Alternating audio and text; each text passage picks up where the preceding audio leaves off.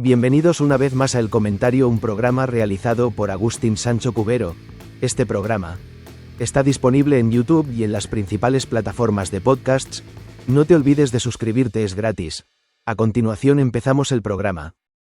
En la penumbra de una España que se desangraba por la herida francesa, allá por los albores del siglo XIX, un murmullo nuevo comenzó a recorrer los mentideros y las tertulias, una idea tan audaz como un relámpago en una noche de tormenta. Era el liberalismo, un vocablo que para muchos sonaba a herejía, a desafío contra un orden que se creía eterno, tallado en la piedra de la tradición y la fe. Los viejos pilares del antiguo régimen, la monarquía absoluta y el poder inmutable de la Iglesia, se resquebrajaban bajo el peso de la invasión napoleónica y la ausencia del rey, Fernando VII, el deseado, prisionero en Valencay. En ese vacío de poder, en ese caos que amenazaba con devorarlo todo, germinó la semilla de la libertad. Cádiz, la ciudad más meridional de Europa, se convirtió en el crisol de esa nueva España que pugnaba por nacer. Acorralada por las tropas francesas, la ciudad era un hervidero de refugiados, de hombres de toda condición y pensamiento que, unidos por el rechazo al invasor, comenzaron a soñar con un país diferente. En 1810, se convocaron unas cortes que no se parecían en nada a las antiguas asambleas estamentales. Allí, a la luz de los candiles y con el estruendo de los cañones como telón de fondo, diputados de todas las provincias, imbuidos de las ideas de la Ilustración y la Revolución Francesa, se dispusieron a redactar la primera Constitución de la historia de España. Hombres como Agustín de Argüelles, elocuente y apasionado, conocido como el Divino por su oratoria, Diego Muñoz Torrero, clérigo ilustrado que defendía la soberanía nacional con la misma vehemencia con que predicaba el Evangelio, o el conde de Toreno, joven y audaz, se convirtieron en los padres de aquel texto revolucionario. Durante 2 años, debatieron sobre la naturaleza del poder, los derechos del hombre y la forma de gobierno. La soberanía, proclamaron con una audacia que heló la sangre de los absolutistas, ya no residía en el rey, sino en la nación. Se estableció la separación de poderes, la libertad de imprenta, la igualdad ante la ley, la abolición de la Inquisición y de los señoríos. Aquel texto, conocido popularmente como la Pepa por haber sido promulgada el día de San José de 1812, era mucho más que una ley, era un acto de fe en la razón y en la capacidad del pueblo español para gobernarse a sí mismo. La alegría, sin embargo, duró poco. Con la derrota de Napoleón, Fernando VII regresó a España en 1814. El pueblo, que lo había aclamado como un salvador, pronto descubrió la verdadera naturaleza del monarca. A su paso por Valencia, un grupo de diputados absolutistas le entregó el Manifiesto de los Persas, un infame documento que le instaba a restaurar el absolutismo y a abolir toda la obra de las Cortes de Cádiz. El rey, que nunca había sentido el menor aprecio por las ideas liberales, no necesitó demasiados argumentos. Declaró nula y sin efecto la Constitución y toda la legislación de las Cortes, restauró la Inquisición y desató una feroz represión contra los liberales. Muchos de los padres de la patria, los mismos que habían luchado por su regreso, fueron encarcelados, exiliados o ejecutados. España se sumió de nuevo en las tinieblas del absolutismo. Pero la semilla de la libertad, una vez plantada, no es fácil de arrancar.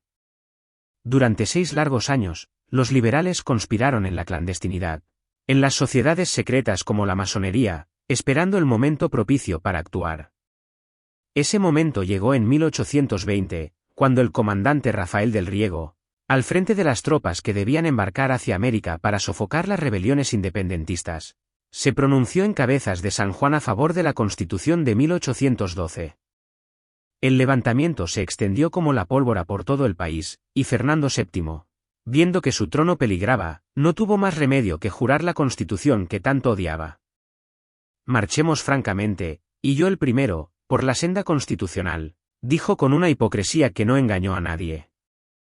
Se inició así el trienio liberal, un breve pero intenso periodo en el que los liberales intentaron poner en práctica las reformas de Cádiz. Fue una época de gran efervescencia política, de debates apasionados en las cortes y en la prensa, que gozaba de una libertad nunca antes vista. Sin embargo, el experimento liberal se vio acosado desde el principio por numerosos enemigos. Por un lado, los absolutistas, apoyados por la Iglesia y por las potencias absolutistas europeas de la Santa Alianza, no cejaron en su empeño de derribar el régimen constitucional.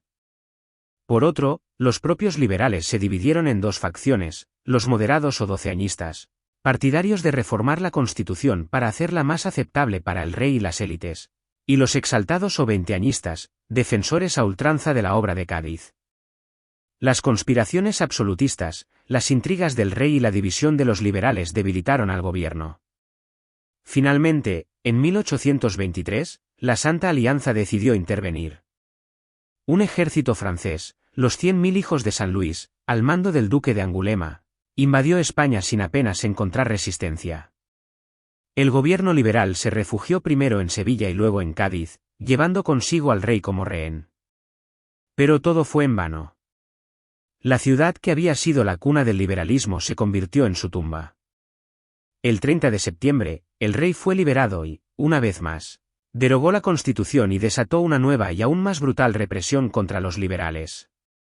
Riego, el héroe del pronunciamiento de 1820, fue ahorcado en la Plaza de la Cebada de Madrid, y su cuerpo descuartizado. La década ominosa, como se conoció a los últimos 10 años del reinado de Fernando VII, fue una época de terror y oscurantismo. La muerte del rey en 1833 abrió una nueva etapa en la historia del liberalismo español.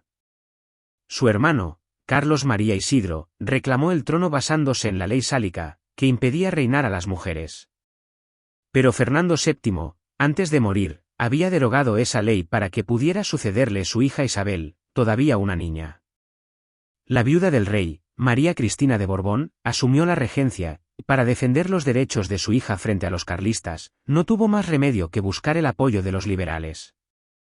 Se inició así una larga y sangrienta guerra civil, la primera de las 3 guerras carlistas que asolarían España durante el siglo XIX.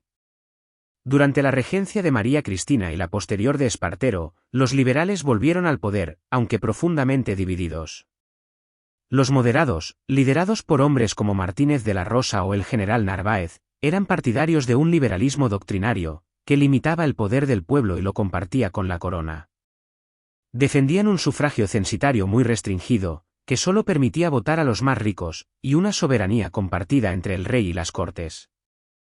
Los progresistas, en cambio, con figuras como Mendizábal, Espartero o Prim, abogaban por un liberalismo más radical, basado en la soberanía nacional, un sufragio más amplio y la limitación del poder de la Iglesia. El reinado de Isabel II, que comenzó en 1843 cuando fue declarada mayor de edad con solo 13 años, estuvo marcado por la alternancia en el poder de moderados y progresistas, casi siempre mediante pronunciamientos militares. Fue una época de inestabilidad política, de corrupción y de favoritismo, en la que la reina siempre se inclinó por el partido moderado, lo que provocó el descontento de los progresistas y de otros grupos liberales más a la izquierda, como los demócratas, que defendían el sufragio universal masculino, y los republicanos, que aspiraban a derrocar la monarquía. El descontento fue creciendo hasta que, en 1868, estalló una nueva revolución, la Gloriosa. El almirante Topete, al mando de la escuadra, se sublevó en Cádiz al grito de «¡Viva España con honra!». A él se unieron los generales Prim y Serrano. La reina Isabel II, que se encontraba veraneando en San Sebastián, tuvo que partir hacia el exilio. Se abrió así un periodo de 6 años, el Sexenio Democrático, en el que se intentó establecer en España un régimen democrático. Se aprobó una nueva constitución en 1869, la más liberal de todas las que se habían promulgado hasta entonces. Establecía el sufragio universal masculino, la libertad de cultos, la libertad de asociación y de reunión, y una amplia declaración de derechos.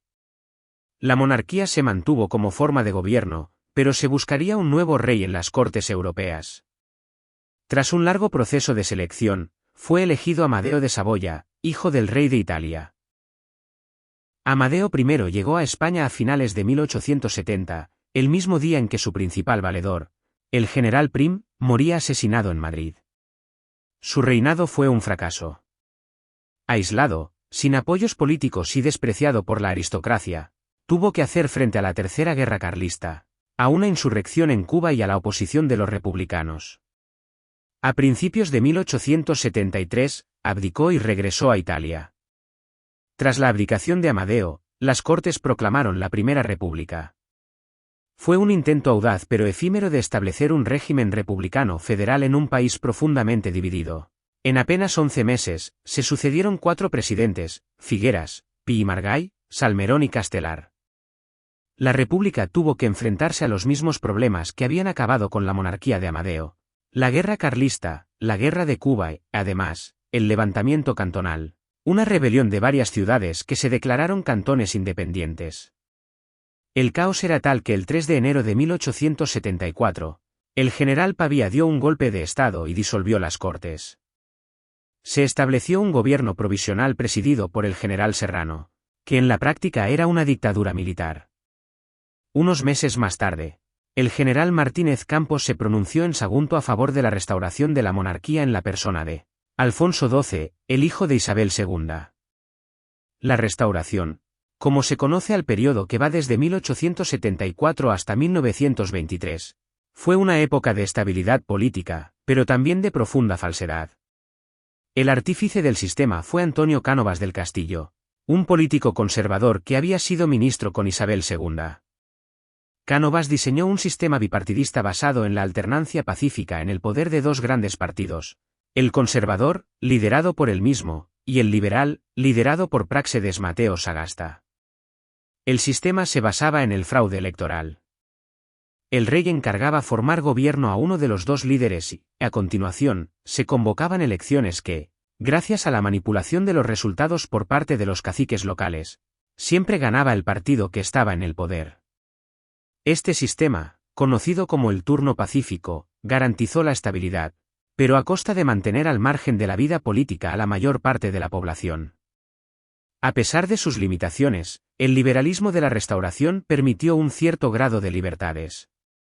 Se aprobó una nueva constitución en 1876, de carácter moderado, pero que reconocía algunos derechos y libertades. En 1890 se restauró el sufragio universal masculino, aunque en la práctica no sirvió de mucho debido al caciquismo.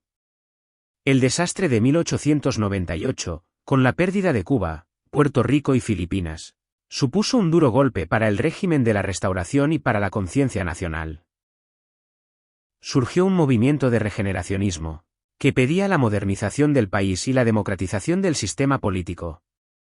Sin embargo, los partidos del turno fueron incapaces de llevar a cabo las reformas necesarias. A principios del siglo XX, el sistema de la Restauración entró en una profunda crisis. La aparición de nuevos movimientos políticos, como el socialismo, el anarquismo y los nacionalismos catalán y vasco, desafiaron el monopolio de los partidos dinásticos.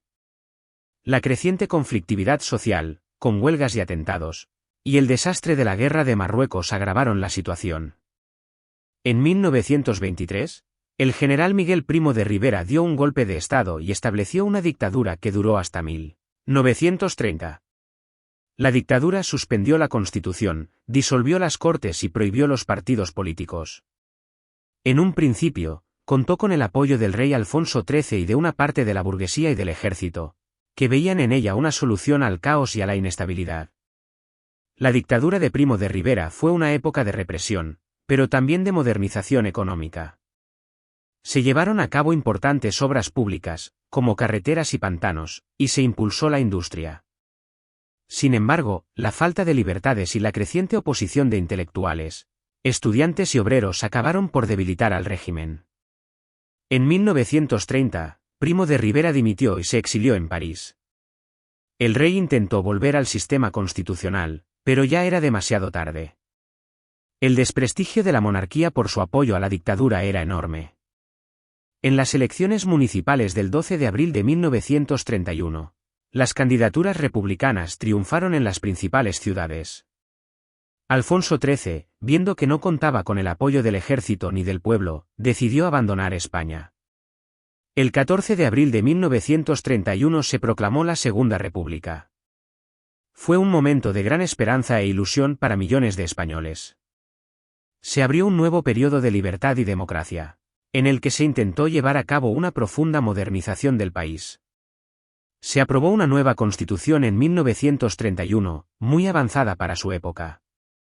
Establecía el sufragio universal, que por primera vez incluía a las mujeres, la separación de la Iglesia y el Estado, el matrimonio civil y el divorcio. Se emprendieron importantes reformas, como la reforma agraria, para solucionar el problema del latifundio. La reforma militar, para modernizar el ejército y someterlo al poder civil, y la reforma educativa, con la construcción de miles de escuelas y la creación de las misiones pedagógicas para llevar la cultura al mundo rural. Sin embargo, la República tuvo que hacer frente a graves problemas. La crisis económica mundial de 1929 golpeó duramente a España. La oposición de los sectores más conservadores de la sociedad, como la Iglesia, los terratenientes y una parte del ejército, fue feroz. La polarización política entre la izquierda y la derecha se hizo cada vez más intensa. En 1936, tras la victoria del Frente Popular, una coalición de partidos de izquierda, en las elecciones de febrero, un grupo de generales, liderados por Francisco Franco, dio un golpe de Estado. El golpe fracasó en gran parte del país, lo que dio lugar a una cruenta guerra civil que duró 3 años. La guerra civil fue una tragedia nacional que enfrentó a españoles contra españoles. Fue también un conflicto internacional, en el que se enfrentaron las democracias y el fascismo.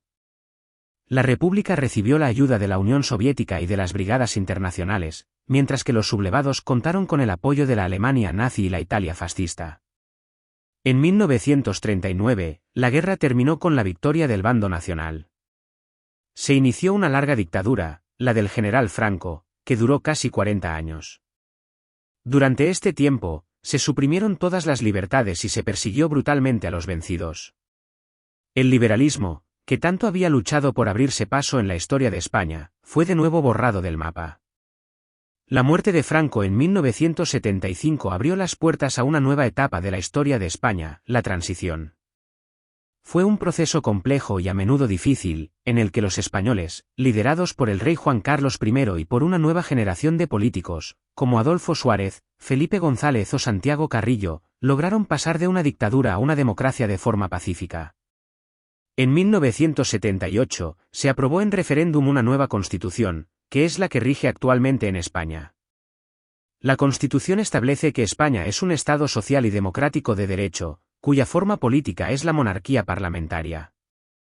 Reconoce una amplia declaración de derechos y libertades y organiza el Estado en comunidades autónomas. La historia del liberalismo en España es la historia de una lucha larga y difícil, llena de avances y retrocesos. Es la historia de hombres y mujeres que, en épocas de oscuridad y tiranía, se atrevieron a soñar con un país más libre, más justo y más moderno. Es una historia que, a pesar de las derrotas y los fracasos, demuestra la persistencia de un ideal, el ideal de la libertad, que ha acabado por triunfar. El relato de aquellos días, de aquellos hombres y mujeres que lucharon y murieron por sus ideas, es el relato de la construcción de la España contemporánea. Es un legado que no debe ser olvidado, pues en él se encuentran las raíces de la democracia que hoy disfrutamos. El liberalismo, con sus luces y sus sombras, con sus contradicciones y sus logros, ha sido la fuerza motriz que ha impulsado a España hacia la modernidad, y su historia es un testimonio de la capacidad del ser humano para luchar por un futuro mejor. Desde las Cortes de Cádiz hasta la Constitución de 1978, el camino ha sido largo y tortuoso, pero el anhelo de libertad, como un río subterráneo, ha seguido fluyendo. A veces oculto, a veces a la vista de todos, hasta encontrar su cauce definitivo en la democracia. Y así, la vieja piel de la España absolutista se fue desprendiendo, dolorosamente, para dar paso a una nación que, tras siglos de enfrentamientos, aprendió a conjugar en plural la palabra libertad. Hasta aquí esta edición del programa del comentario, un programa realizado por Agustín Sancho Cubero. Este programa está disponible en YouTube y en las principales plataformas de podcasts. Hasta la próxima edición del programa. Muchas gracias. Dirección y realización Agustín Sancho Cubero.